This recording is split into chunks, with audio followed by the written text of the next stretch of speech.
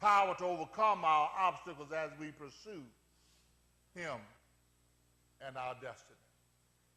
So faith, the writer says in the book of Hebrews, now faith is the substance of things hoped for and the evidence of things not seen. So faith is the power that connects us to God in obedience with God, that leads us to the hope that we have, that God has already predestined. See, hope is a predestined place that God has already established. Now he's revealed it to us, and he wants us to walk so that we can enter into that hope. God has a special place for each and every one of us, a place designed for each and every one of us. And he gives us a hope so that as we pursue it, we will enter into it. And he says along the way, faith will become substance, or will become material, so that we can see that God is working in our midst along the way. It's the evidence. It becomes the evidence. It becomes the evidence that while where we are walking right with God. It becomes the evidence. Men see it, and they begin to wonder. They marvel at what God is doing, but it's simply the evidence that we are walking by faith. I sometimes talk to us about the various things that God is doing in Mount Zion, about how he's blessing us. We talked just last week about the tent, and I was just telling you that was just evidence to us that we ask God in faith with nothing wavering. We're in line with God. Then God touches somebody else's heart and causes the evidence to be made manifest that you're walking the way that you're supposed to be walking. So we're walking. Then something else happened a couple of weeks ago. A few months ago, a couple of months ago, they asked me to serve as the one who gets this movement off the ground called Lynn. You've heard me talk about Lynn, Love Your Neighbor movement. And so they asked me to serve as the one to get that off the ground. And so, like, I'm saying to myself when they ask me, why, God?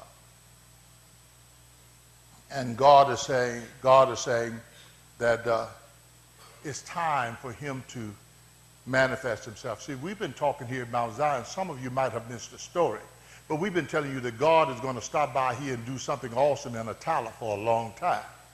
I've been telling you that for a long time. God is going to stop by here and do something awesome in this place. I've been telling you that for a long time. He's going to cause eyes to be focused on what we're doing here.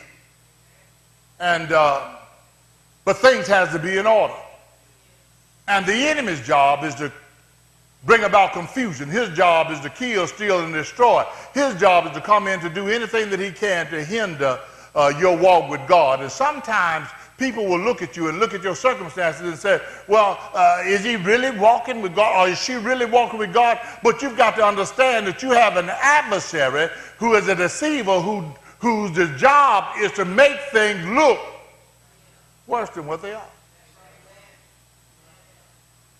And the greater your mission, the greater work the adversary is going to do in your life.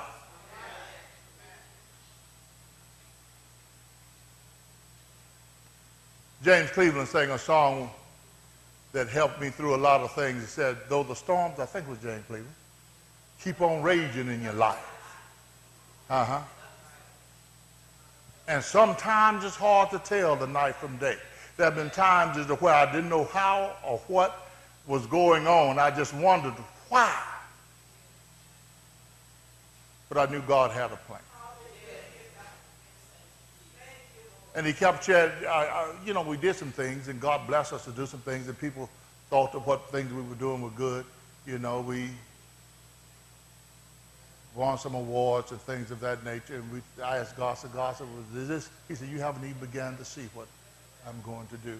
And I want to tell you, Mount Zion, that what happened here this morning was not something that I had anything to do with. I'm sure that my sister was led by God to do what she did, because there are some things that has to be in order before you can walk through the place, even though God has ordained it. The devil has tried to do some things to hinder it, but God has to do some things to fix it so that you can walk through. that God wants you to walk through. But now, while you're waiting on God to fix some things, you've got to live holy. You've got to live right. You've got to resist the devil at every turn. And you've got to do the uncommon living if you want God to manifest himself, because all of the things that you're going through are simply trials and tests that the enemy is placing your way to hinder you from walking into your destined place that God has for you. And God has a destined place for you. And when you get there, it's an awesome place. It's the place that you was created to be. And there is nothing that makes you happier than when you're where you're supposed to be, when you're supposed to be there. And that's what God is in the process of doing. Mount Zion, get ready. God is taking us somewhere. He's taking us somewhere. And we've had some hindering along the way, but we've stayed firm with God. And God has given us. I want you to know that you have the victory over it. And right now, when it affects us corporately, it's not going to only affect us corporately, it's going to affect you individually. In your own house, you're going to begin to receive the blessings or the benefits of what God is doing right here.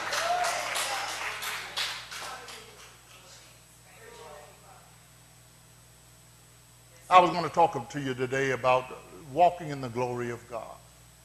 Many of us, and I won't be long, many of us are concerned about how things are going to be in our lives. We're concerned about world conditions as we look around and we see all over the world, it seems as if Satan is doing a mighty work against the powers of God in the earth.